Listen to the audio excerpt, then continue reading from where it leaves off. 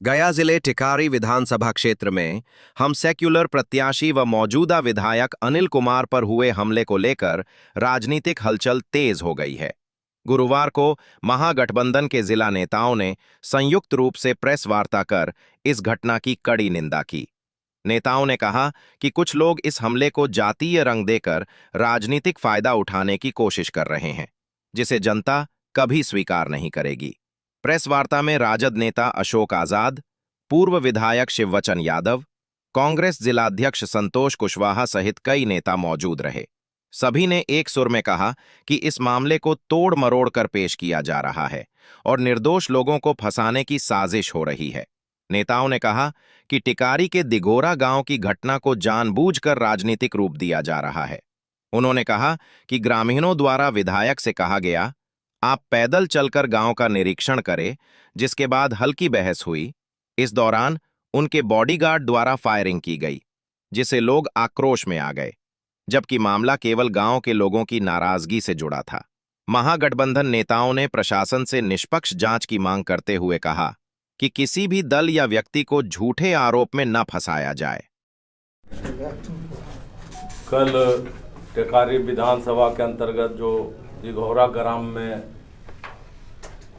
माननीय विधायक अनिल कुमार जी पर जो हमला हुआ है, उसका हम लोग घोर निंदा करते हैं। साथ ही साथ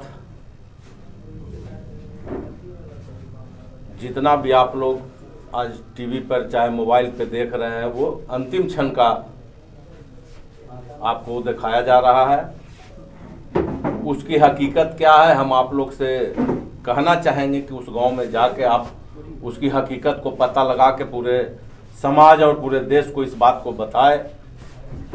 हम लोग इसका जितना ज़्यादा से ज़्यादा इसकी भर्त्सना करते हैं। इसके आड़ में जो एनडीए के नेता लोग जातीय उन्माद फैलाने का जो काम कर रहे हैं, कल से आप हम लोग देख रहे हैं, कौन टोला मैं उनको बता देना चाहता हूं कि अब वो जमाना नहीं है कि जातीय उन्माद फैला के आप अपना उल्लू सीधा कर लीजिएगा। हर लोग हकीकत को जानता है और किसी पार्टी के बोल देना ये गुंडा है, इसकी भी हम निंदा करते हैं। ये जो घटना घटी है लोकतंत्र में कहीं से सही नहीं है, इसकी हम लोग पुरजोर भर्त्सना करते हैं। धन्यवाद। टिकारी विधानसभा में निवर्तमान विधायक अनिल कुमार जी अपने चुनाव प्रचार में एक गांव गए हुए थे, दिघोरा गांव गए हुए थे। वहां पे उनके साथ पथराव हुआ, उनके काफिला पर पथराव हुआ। सबसे पहले तो मैं बता दूं कि लोकतंत्र में हिंसा का कोई स्थान नहीं है और जो घटना घटी है उसकी जितनी भी निंदा की जाए बहुत कम है। हम लोग संविधान पर विश्वास रखते हैं, लोकतंत्र पर विश्वास रखते हैं, लोकतंत्र के प्रहरी हैं। लेकिन दुर्भाग्य ये है कि जो घटना घटी, आप लोगों को भी पता लग गया होगा किस लिए घटी। विगत 2020 के चुनाव में पूरा गांव वहाँ एक मत करके उनको वोट दिया था। लगभग 600 वोट उस गांव से उनको मिला था, लेकिन इस 5 वर्षों में एक भी ईंट वहाँ नहीं लगा। तो वहाँ के लोग इतना ही उनसे आग्रह कर रहे थे कि माननीय विधायक जी, आप 5 साल बाद आए हैं तो आप पैदल घूम लीजिए सिर्फ गाँव में। हम लोग कोई आपत्ति नहीं, हम लोग पैदल चलते हैं, आप भी घूम लीजिए, क्योंकि वहाँ के रास्ता बहुत दयनीय स्थिति में है, बहुत कीचड़ है। माननीय विधायक जी मना किए कि नहीं, हम गाड़ी से नहीं उतरेंगे। उनके कुछ लोग जो उनके साथ घूम रहे थे, उदंडता से ग्रामीणों के साथ पेश आए और उदंडता के कारण दोनों में बहस भी हुआ। ये बहस हाथापाई के रूप में परिवर्तित हो गया। उनके अंगरक्षक भीड़ को तितर बितर करने के लिए या दहशत फैलाने के लिए हवाई फायरिंग कर दी। जैसे ही हवाई फायरिंग होता है, वहाँ के लोग आक्रोशित हो गए और वो लोग पथराव कर दिए। हालांकि मैं पहले भी कह चुका हूँ कि हम लोग हिंसा में विश्वास नहीं रखते हैं। हम लोग लोकतंत्र के प्रहरी हैं, संविधान में विश्वास रखते हैं।